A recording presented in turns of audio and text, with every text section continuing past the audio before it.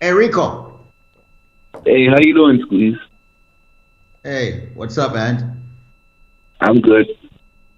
All right. Say hi to Brad. He's the one answer the question. Hey, Brad, how you doing? Good. Happy What's New up? Year. Happy New Year. What's going on, Rico? Yeah, I'm good.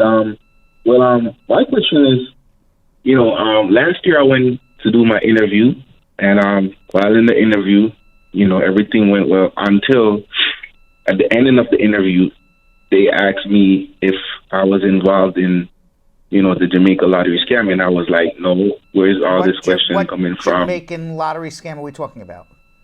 The lottery scamming happening in Jamaica. They asked me about that. Do you know about? So I don't know what the squeeze. Do you know what the Jamaica? I don't know what is the Jamaica lottery scam. Do you know what that is, squeeze? they have a scheme where they defraud American citizens here They in the states Oh yeah. from wait. What Jamaica. happens? Oh Squeeze? yeah. What happens? That's huge. That's pretty huge. Where a lot of Jamaicans, okay, are actually defrauding people in the United States of America. How? By calling them, telling them that they win the lottery Uh huh. and they should wire money to them. It's been happening. It's been all over the news for the past few If you years are now. that big of enough fool to have somebody call and say, "Hey, you won the lottery, send me money," then you deserve to lose your money. That's my 2 cents on the thing. And But in any event, and yeah. Yeah, so and the Why feds did have they been got think, involved. Rico? But go on. Why did they think that you? Why did they think that you were part of this? that's the thing. I don't know where's that coming from. So I got a lawyer on it now, and she's dealing with it and stuff. And then we got an update that HSI is doing a background investigation on me. So I'm wondering if I wasn't vetted and background checked before I went into the interview. So why am I having another one done on me? Because obviously they were not able to determine. I assume they weren't able to determine if you were the person. You were the Rico guy. I don't know if obviously Rico may be your name or may not be your name, whatever it is. But if you were the guy or somebody else, I mean, sometimes investigations take longer than the process of going for an interview, because the process of going for an interview, it's like a conveyor belt. The conveyor belt just keeps moving. Okay, and from the time that you file your papers, the conveyor belt moves, and now the conveyor belt's at the end. You get an interview, and then the officer looks at the file and says, "Wow, this investigation isn't complete yet. We don't know whether this guy is part of the lottery or not." So that's what happened, I assume. Oh, okay. All right. But it was funny because my name came up and I was like, "What?"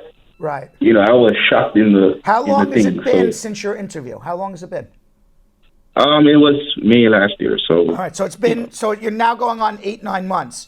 These are, just so you understand. I mean, you're kind of beholden to the system. You really have two options. You have two options on what to do. You can sit back. Well, you have three options. You can sit back and wait and let the investigation play itself out. But who knows how long that will be? It could be years. They could just literally sit on it and never make a decision. Number two, you can harass the crap out of them, which I assume what your attorney is doing. And your attorney, by Yes. the way, or any attorney, they can't make provide evidence. How do you provide a negative? How do you provide I'm not part of it? You can't. You can't prove a negative. So all the attorney Right. can do is push them to make a decision. And if they actually have evidence that you're part of this lottery scheme or whatever it is, they would have to present it in a decision, and then you react to it that way. Or if the harassing to make a decision doesn't happen, your third choice would be to file what's called a mandamus action, which is a federal lawsuit in federal court in Miami or wherever you are in Fort Lauderdale.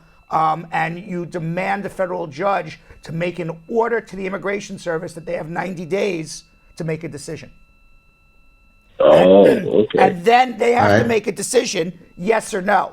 So the demand in federal court is not to give you a green card. The demand is make a decision, and and you feel pretty confident that you're not part of this, so there shouldn't be any evidence.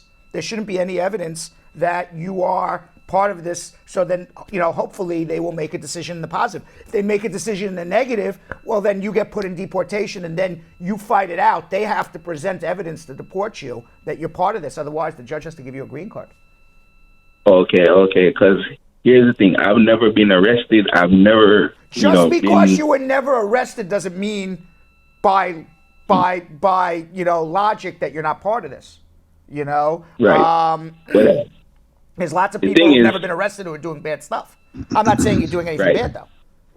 Right, I understand. But I'm saying, like, I've never, been involved in anything like that or, being arrested or any problem with the law. What you should be doing, if you are 100% confident this has nothing to do with you, then what you should be doing is filing a mandamus action in federal court because they got nothing on you. Right. That's what I would be doing. But Rico, I want you to hold the line. Maybe we can help you here at Spar Bernstein, all right? Hold on. 1 second. All right, 1-800-529-5465, 1-800-529-5465. This is the Brad and Squeeze Show. Let's go to another call right here, 1-800-LAWLINK. Oh, there's Squeeze. Okay, Tracy. Yes, Brad and Squeeze, good morning. Good morning. How are you? A pleasant good morning to you, too. I'm doing okay. Anyway, my question is, I filed my paperwork on the 29th of November of this year. But when I went to file my paper, the lady who doing the filing of the document told me my husband's income was insufficient to file for me. Okay. I have to get a sponsor. So I go ahead and ask my sister, and she do up an affidavit. Okay. However, I got back a reply from immigration, a letter from my husband and 2 for me. Then later down, they sent me a biometric, which was supposed to be done on the 3rd. I went and I did it. Yesterday I was here and I got a letter from them stating I-485 application re-registration permanent residence. They're asking for additional information. Down the line, they asked for petition. So let me explain something. Whatever you filed with immigration was done incorrectly. Either you completed the applications wrong, you didn't submit the right documentation, you didn't fill it out correctly, you didn't submit the right applications. I don't know. But when you get something back like that, that means you did something wrong or the person who helped you did something wrong. Now, they said they didn't get it. Okay, now, it can be fixed, but the problem is you want your work permit. You want to become legal. You want to get your interview for your green card. Everything is on hold until you fix this. And then once you let me finish my sentence. And then once you fix it, you're at the back of the line again. It's like you're starting from scratch. So you got to fix it. You got to fix it properly. You're not going to get your work permit. You're not going to get anything. And then once you fix it, then wait 120 days for your work permit, and then wait another 9 months for your interview. So basically, you're on hold at the back of the line right now. Okay, but the next thing, right? Yeah. The next thing in the letter, they're asking for the petition / sponsors. Okay, they need Tracy, a job release, a pay stub, and all these things. Tracy, you didn't do it right. Sir. So you reading off a letter to me, I'm going to say you did it wrong. Right. Hold on 1 second. You need help, okay? Hold on 1 second. Hold on. Once again, 1-800-529-5465, 1-800-LAWLINK. It's coming up in 29 minutes after the hour. Want to say thanks to our partners over at USACreditRepairInc.com. We're going to be getting to Anna, our social media queen, lady, We'll figure it out. We don't have a name for her yet. We'll figure it out. We have Byron from the Bronx, and after Byron from the Bronx, we're going to go to Anna doing our social media. So please leave your questions on Facebook. Byron. Anna in Miami. Yes. Good morning. Byron? Morning, guys. How are you? Hey, good morning, I'm fine, man. thanks. You guys, I want to ask a quick question. Yeah. For someone who had a green card, right, how long can they stay out of the U.S. for? For the rest of their life, but you won't be able to ever come back again. But if you want to be able to maintain your green card, you can't stay out for more than, you have to be permanently in the United States more than you are somewhere else. Okay? So there's no, if you're going to stay out for more than 6 months, you have a problem. If you're going to stay out for 5.5 months, come back to the United States for a week, stay out for 5.5 months, come back to the United States for a week, guess what? You're not permanently living in the United States. They're going to stop you. So there's no fast and hard rule how long you can stay out. As long as you are more often in America than you are somewhere else. Now, with all that being said, if you have to stay out of the country for more than 6 months or you can't stay in America for that long period of time, you can get what's called a reentry permit that allows you to stay out of the country for up to 3 years without losing your green card. 3 years. Mm-hmm. Okay. All right. Thank you so much. You're very welcome. Thank you. All right. Hold on. Do you on. need help with that? Yeah, I think he does. Hold on. We got Reggie from Brooklyn hanging out in Brooklyn. Reggie. Yeah, hello, good morning. Hi, Hey, Reggie. Reg. How are you? Hey, Reg, Yeah, how you doing, I'm man? calling. I'm okay. I'm calling. I've good. been arrested twice, okay? Right. I filed for my citizenship. The first time was between me and my wife, but there was no case. I didn't see the judge. They let me go the same night, and they tell me there is no case. How long ago was that? That was like almost 4 or 5 years ago. Okay. What was the second arrest? The second time was it was between a 3 months span time. The second time she ended up cheating, so me and the guy ended up having a tussle. I went to court. He didn't show up. So you've had 2 arrests in the last 5 years that were both dismissed, both for fighting or domestic violence or something like that. How did you get your green card? How did you get your green card? To my wife. Okay. Are you with her now? Yeah, we're not together, but we don't divorce. Okay. So if you're divorced, I assume your citizenship was denied because you've had 2 arrests. One was for domestic violence, which they take very seriously. The other was for some sort of fight or assault or whatever it may be. Even though you're not deportable, even though the cases were dismissed against you, you got to be able to prove good moral character. When you have 2 arrests in the 5-year period, it's going to become a difficult haul to do. I'm not saying you can't do it. If you want to be 100% safe, okay, if you want to be no. But what I'm saying, what? But what I'm saying is that I did the fingerprint and everything. I didn't go to the interview yet, so I don't know what they're going to do when I go to the interview. I ain't get the interview yet. What you should do is have an attorney with you. You got to be able to prove you're a person of good moral character. Okay? Mm-hmm. My concern for you is they're going to deny you and they're going to say these 2 arrests in the 5-year period show you don't have good moral character. I'm not saying you're a bad person. Mm-hmm. I'm just saying that's what they're going to say. And you have to be ready for it, and you got to be able to counter it and say, no, I am a good person. I am a person of good moral character. Here's the evidence, whatever it may be. Okay? And you're going to need an attorney there to help you with that. So hold on one second, okay?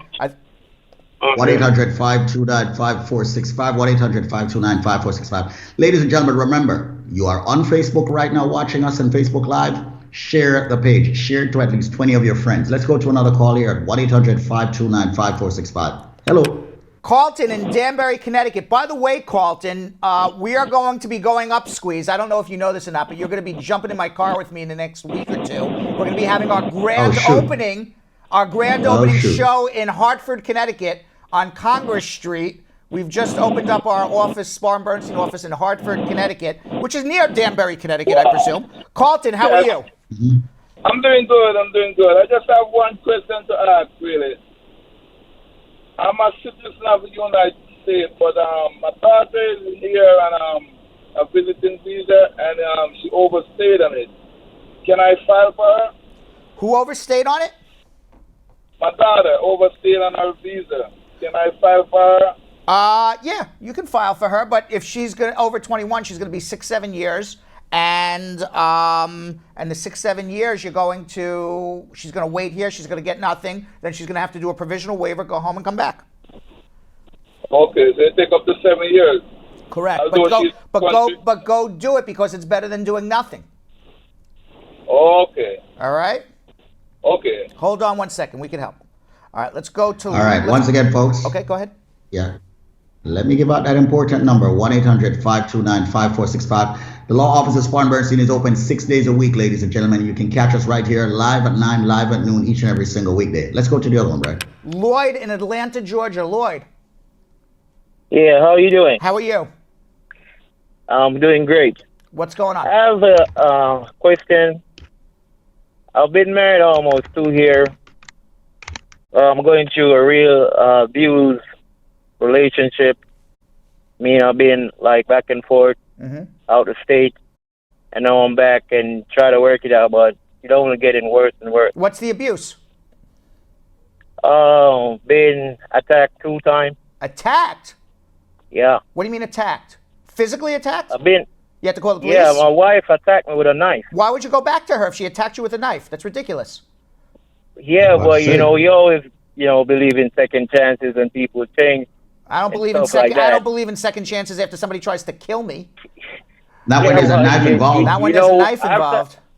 Yeah, but after been talking to like parents, you take advice and you Right. move along and you try to. Okay, so you then, know- so did you ever have to call the police on her? No, I Did you didn't go to the call cops. hospital? Did I you go to didn't the call Did you go that. to the hospital? No, I didn't get any injury or that or anything like that. She just kind of brandished it, like kind of waved it around. Yeah, I just wave it off and I leave. see. Okay. Yeah, So your and just question, forget so it. your question So, is now you want to file as an abused spouse. Yeah, or if I do file an abuse act, would I be able to still apply for a green card or? Yes, that's the abuse case is applying for your green card, applying for your work permit, applying for the green card. You got to prove this stuff happened. Okay? You got to prove that you were physically abused, you had extreme emotional abuse to you. Obviously, if the woman's waving a knife around or even tries to stab you, that's pretty good evidence that there's abuse. Yep. And then you got to prove it's a real marriage. You file your adjustment application, you get your work permit in 90 days, and you go for an interview in a little over a year, and you got to prove all this stuff. As long as you prove it, you get a green card. Yeah, but what the problem is, she got the marriage license, and I can't get a hold of it. The She don't want to release it to me. So what? You know who has? Nice You know license who to will go release it to you? The state where Yeah. you got married will release it to you. Yeah, That exactly. doesn't mean anything. Oh, so Every document Where'd can you be get replaced. married? Where'd you get married? Fulton In New York? Country Courthouse. Oh, No, that's in Georgia? That's in Atlanta. In Atlanta, Yeah. Georgia? Guess what? Yes. Going back to the Civil War all the way up to the present time, the state of Georgia has every marriage on file. You just apply to them and get a certificate. There you We go. can help you. Hold on one second. That should not be stopping you. Hold on one second.